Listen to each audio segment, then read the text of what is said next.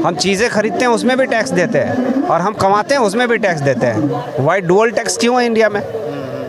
कैसे देश तरक्की करेगा? देश तरक्की तो कर जाएगा, नेता तरक्की कर जाएगा, आम आदमी वहीं का वहीं रह जाएगा, क्योंकि वो कमा रहा है उसमें भी टैक्स दे रहा है, खर्च कर रहा है उसमें भी टैक्स दे रहा है। तो इस बात को अब जनता को समझना चाहिए। तो एक जन क्रांति की हमने शुरुआत की है, वैचारिक क्रांति का शुरुआत किया हमने। वैशाली से चले थे 2000 किलोमीटर और 9 राज्य होते हुए हम यहाँ पहुँचे हैं। यहाँ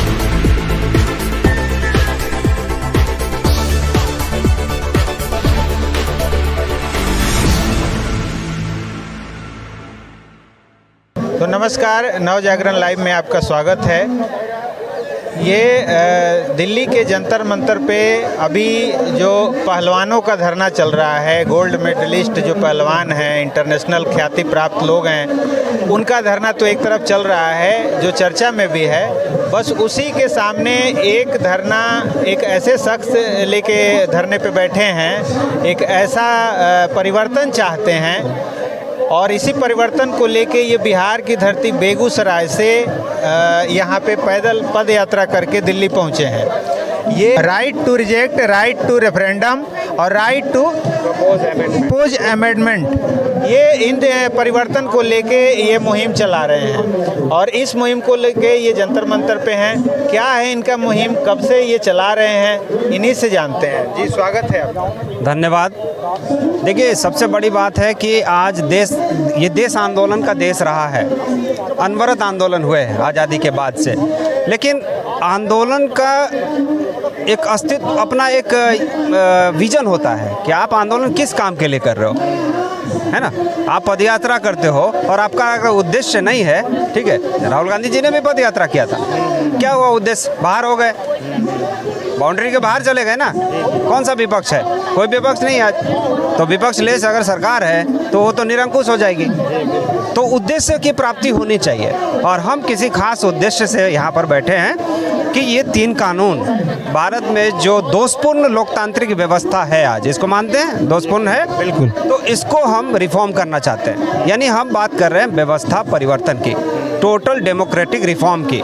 हम चाहते हैं कि जनता जो है 75 साल से डरती चली आई है, शासक प्रशासक राजनेताओं से डरती है, जबकि वोट वही देती है, सिस्टम को वही बनाती है, संसद को वही बनाती है, सब चीज़ का निर्माण खुद करती है, लेकिन खुद ही डरती है ना। ये किसी से छुपा हुआ नहीं है। आज एक आम आदमी अगर थाने में चला जाए FIR लिखाने तो उसको जाति सूचक शब्दों से गाली दिया जाता है।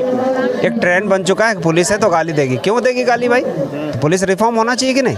ये वर्दी बदलना चाहिए कि नहीं बदलना चाहिए? अंग्रेजों का वर्दी आज तक चल रहा है। तो सिस्टम रिफॉर्म होना चाहिए। राइट टू रिजेक्ट कानून की मांग कर रहे। इसकी मांग शुरू से हुई है। 1974 में जब एक आंदोलन हुआ था, आपको पता ही होगा, JP आंदोलन बहुत फेमस हुआ था, सरकार की नींव हिला दी, इंदिरा गांधी की सरकार चली गई थी, उन्होंने संपूर्ण क्रांति आंदोलन चलाया था।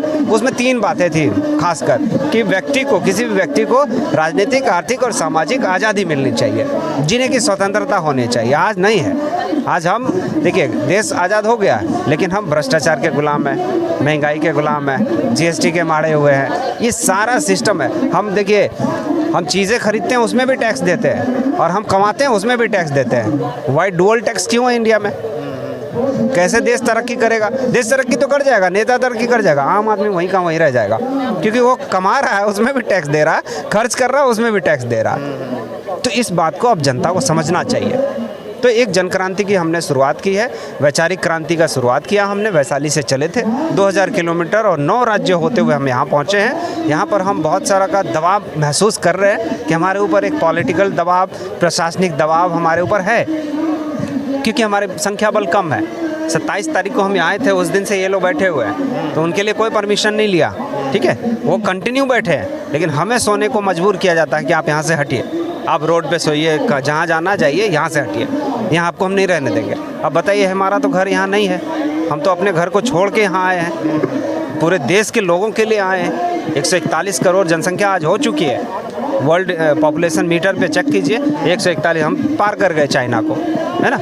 तो अब इस व्यवस्था में परिवर्तन होना चाहिए, राइट टू रिजेक्ट कानून मिलना चाहिए। नहीं तो ये आप कहाँ से इसको लागू, माने मेन परिवर्तन कहाँ से चाहते हैं? हम चाहते हैं कि इन तीनों कानून को सरकार जो है इस पर चर्चा करे, लोकसभा में चर्चा हो, राज्यसभा में भी चर्चा हो और इनको हमारा एक कमेटी है उससे भी बात करें और किस तरह से इम्प्लीमेंट करना है, क्या करना चाहिए, इस पर बड़ा डिस्कशन हो, है ना। जनता से भी सलाह लिया जाए, जनमत संग्रह कराया जाए। अगर जनता को भी लगता है कि ये 3 कानून सही है, हमारे हक में है, तो लागू कर दें इसको। तो आपका ये कानून जनप्रतिनिधियों पे होगा कि जो सरकारी कर्मचारी हैं, अधिकारी हैं, उन पे होगा? मतलब ये कहाँ लागू कहाँ होगा? हमारा कहना है कि आप एक ब्लाइंड बैलेट बॉक्स या फिर कार्य समीक्षा प्रणाली की मशीन, जैसे मैं किसी प्रशासनिक अधिकारी पोस्ट पे हूँ तो मेरा कोई दायित्व है, मेरा भी जॉब प्रोफाइल है, हर आदमी का जॉब प्रोफाइल होता है। तो मैं अगर अपने जॉब प्रोफाइल के साथ ईमानदार नहीं हूँ, ठीक है, तो मुझ पर जांच होनी चाहिए, बिल्कुल, है ना। मैं अगर दोषी हूँ तो मुझे जेल जाना चाहिए, तभी भ्रष्टाचार रुकेगा। लेकिन आज ऐसा कोई पैमाना नहीं है कि आप भ्रष्टाचार को जांच कर सके, ऐसा कोई सिस्टम नहीं है। आज सब कुछ बिक चुका है, न्यायपालिका है, ये है, वो है, सब बिक चुका है। सब इशारे पर काम होता है, नेताओं के इशारे पर हर काम हो जाता है इस देश में। तो मैं चाहता हूँ कि समाज के अंदर एक बॉक्स लगे, उसमें सारे अधिकारी, जनप्रतिनिधि और न्यायिक सेवा के अधिकारी, एक देखिए, एक जज को भगवान माना जाता है आज, एक चीफ मेडिकल ऑफिसर को भी आज भगवान माना जाता है, जबकि ये लोग भगवान नहीं हैं। ये लोग अपने कर्म को सही से कर नहीं पाते और इनको टाइटल मिलता है भगवान का। इन जज के बगल में एक पेशकार है जिसका करोड़ों का मकान खड़ा है। मैं हज़ारों एग्जाम्पल दिखा दूंगा आपको, प्रूफ के साथ दिखाऊंगा कि उनके पास करोड़ों की संपत्ति है ना। जज को नहीं दिखता, अंधा है जज भगवान है। उसके बगल में भ्रष्टाचार हो रहा है, एक फाइल को दिखाने का 500 रुपये लेता है पेशकार, और जज को नहीं दिखता है। सबके लिए वो नियम पारित करता है, सबको सजा देता है, अपने लोगों को सजा क्यों नहीं देता? सभी पे चाहते हैं कि ये लागू हो, लगाम लगना चाहिए।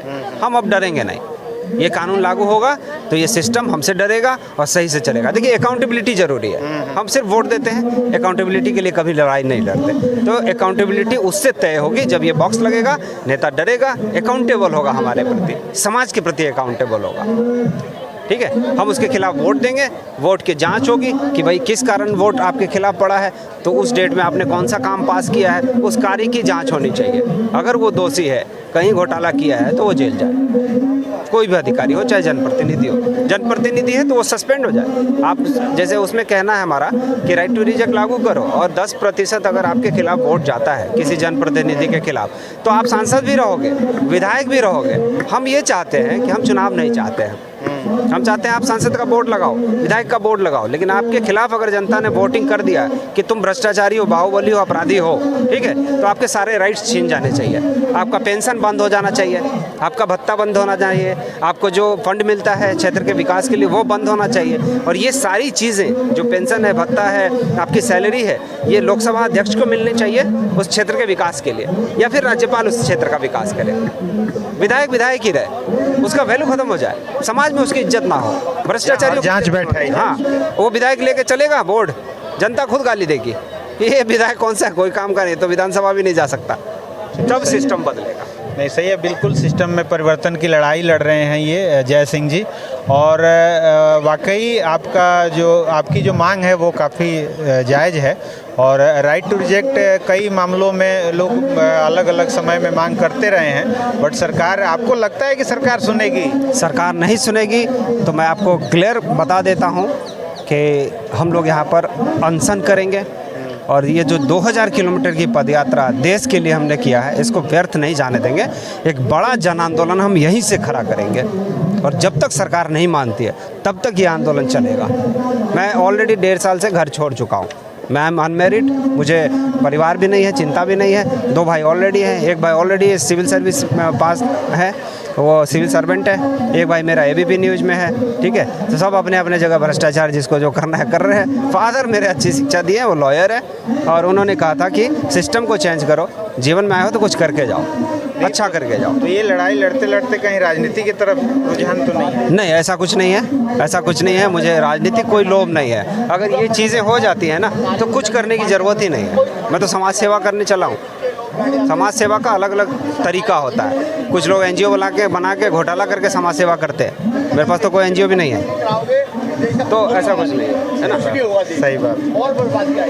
चलिए, तो आपकी लड़ाई जो है एक बात वो आपने जो कही है उसका मैं जवाब देता हूँ। देखिए, अगर ये सरकार इन चीज़ों को लागू नहीं करती है, मैं आपको क्लियर बताता हूँ, मैं अनशन करूँगा, लेकिन अगर ये नहीं लागू करती है तो अगर मुझे राजनीति में आना पड़े तो मैं एक बार भी नहीं सोचूंगा, एक ऐसी पार्टी खड़ा करूँगा। मैं क्लियर बता दे रहा हूँ, झूठ देखिए क्या नाम है, अरविंद केजरीवाल की तरह नहीं झूठा बनना है मुझे कि मैं ये नहीं करूँगा वही करूँगा, मैं ये नहीं लूँगा वही लूँगा, ये चीज़ नहीं है। तो सबसे बड़ी पार्टी खड़ा करूँगा जिसका मैनिफेस्टो में सिर्फ 3 कानून होगा और इसी 3 कानून को लागू करने के लिए हम पार्टी खड़ी कर सकते हैं।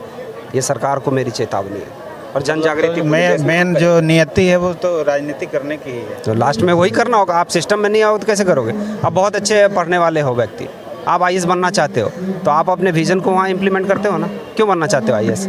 समाज सुधार मन में रहे तो एक सामाजिक जो व्यक्ति होता है, जो सही सामाजिक व्यक्ति होता है, वही तो आईएएस बनता है ना।